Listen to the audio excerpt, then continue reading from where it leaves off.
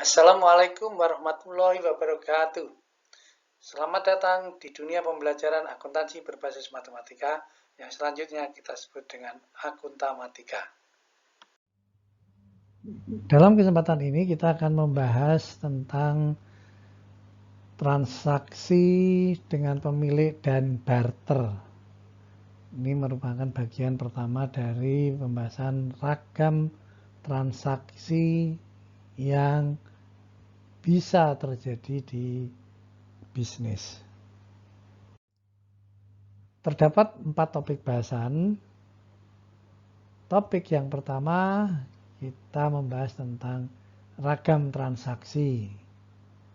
Topik kedua kita membahas tentang salah satu jenis transaksi yang disebut dengan transaksi dengan pemilik.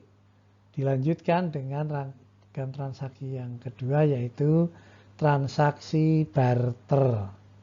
Dan diakhiri dengan aplikasi ragam transaksi. Topik bahasan yang pertama, ragam transaksi. Di praktik sangat-sangat beragam transaksi dapat terjadi. Menariknya, dengan menggunakan persamaan akuntansi, kita bisa mengidentifikasi ragam transaksi yang dapat terjadi. Sebagai contoh di sini, misalnya persamaan akuntansi menunjukkan kemungkinan terjadinya elemen biaya bertambah dan elemen penghasilan juga bertambah. Nah, kemudian kita bertanya, transaksi apa yang mungkin terjadi? Dan nanti akan kita diskusikan di topik bahasan yang ketiga. Oke, ragam transaksi di entitas perorangan, karena biasanya entitas perorangan itu tidak memisahkan secara fisik antara dana entitas dengan dana pemilik, maka beberapa hal ini bisa terjadi. Yang pertama adalah transaksi pembayaran menggunakan dana pemilik langsung. Misalnya, pemilik membayar tagihan listrik unit usaha menggunakan uang tunai pemilik. Jadi, uang atau kas entitas usaha tidak berkurang, tetapi kewajiban beban listriknya sudah terbayarkan. Ragam yang kedua, transaksi penyediaan jasa ke pemilik. Dalam situasi yang sebaliknya, pemilik dapat menggunakan dana entitas untuk kepentingan pemilik. Dan yang ketiga adalah transaksi barter. Jadi kita ketahui barter adalah transaksi yang tidak menggunakan nilai moneter atau kas, yang tidak melibatkan kas.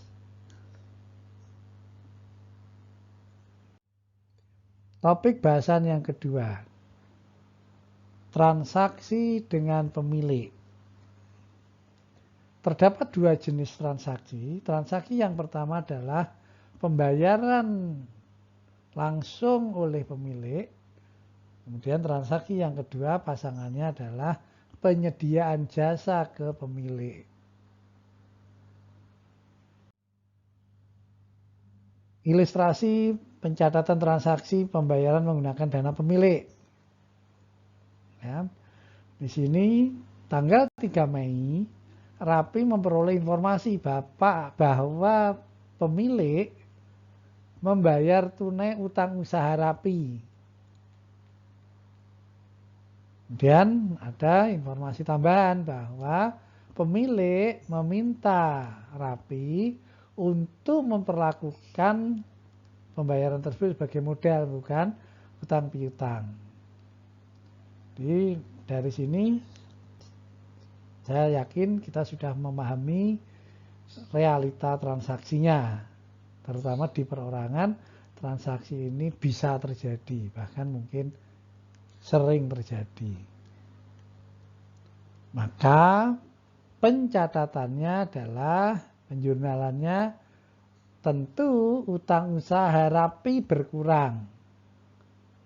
Berkurang karena elemen liabilitas maka di debit. Kemudian yang kedua, modal bertambah karena pemilik menyetorkan dana, hanya tidak berupa uang tunai tetapi berupa pelunasan utang Rapi. Kemudian pemindah bukuannya seperti yang lazim dilakukan. Ilustrasi yang kedua, pencatatan transaksi penyediaan jasa ke pemilik. Di sini 13 Desember Rapi menyerahkan supplies 75.000 ke pemilik untuk kepentingan pribadi pemilik. Dan informasi tambahannya adalah akuntansi perusahaan memperlakukan penggunaan supplies tersebut langsung dicatat sebagai pengurang supplies. Maka analisis transaksinya akan mengatakan kalau begitu mestinya supplies berkurang. Kemudian prive bertambah karena kita menyerahkan untuk kepentingan pemilik. Catatannya prive di debit, supplies di kredit. Topik bahasan yang ketiga, transaksi barter. Di bisnis, transaksi barter dan semi barter kadang terjadi. Secara konsep, meskipun model bisnis ini mulai jarang digunakan, tapi sebenarnya transaksi barter memberi banyak manfaat bagi pihak yang terlibat. Dari perspektif akuntansi, barter tersebut secara substantif adalah transaksi. Kenapa? Karena ada perubahan dana. Ilustrasi pencatatan transaksi barter. Tanggal 20 Mei, Rapi melakukan transaksi barter murni dengan Sregep. Kesepakatannya Rapi memangkas rambut karyawan Sregep, sedangkan sebaliknya Sregep membersihkan ruang kantor dan ruang kerja Rapi. Disepakati nilai transaksinya adalah Rp300.000. Maka antransnya tentu adalah penghasilan Rapi bertambah karena dia memangkas rambut karyawan dari Sregep. Kemudian fakta yang kedua bahwa biaya kebersihan Rapi bertambah. Karena kalau dibayar tunai maka biaya kebersihan bertambah, kas berkurang. Jadi dalam hal ini biaya kebersihan dibayar dengan memberikan jasa layanan memotong rambut karyawan entitas lain. Nah, pencatatannya biaya kebersihan di debit dan penghasilan usaha di kredit. Dari situ selanjutnya kita lakukan posting. Topik bahasan yang keempat, aplikasi pencatatan. Ini berpijak pada antrans dan persamaan akuntansi, sebenarnya kita bisa mencatat beragam transaksi di akuntansi. Yang kemudian itu bagian dari pertanggungjawaban dan bermanfaat untuk pengambilan keputusan ekonomi. Ilustrasi A, 20 Mei Rapi menerima tagihan listrik 150.000 yang langsung dibayar tunai menggunakan dana pemilik. Ini terjadi karena pada saat itu misalnya Rapi tidak tersedia kasnya. Dan pemilik meminta Rapi untuk mengakuinya sebagai transaksi setoran modal, bukan sebagai transaksi utang piutang. Maka pencatatannya tentu biaya listrik di debit Rp150.000 dan modal di kredit. Selanjutnya hasil penjurnalan tersebut dicatat, diposting seperti yang lazimnya terjadi.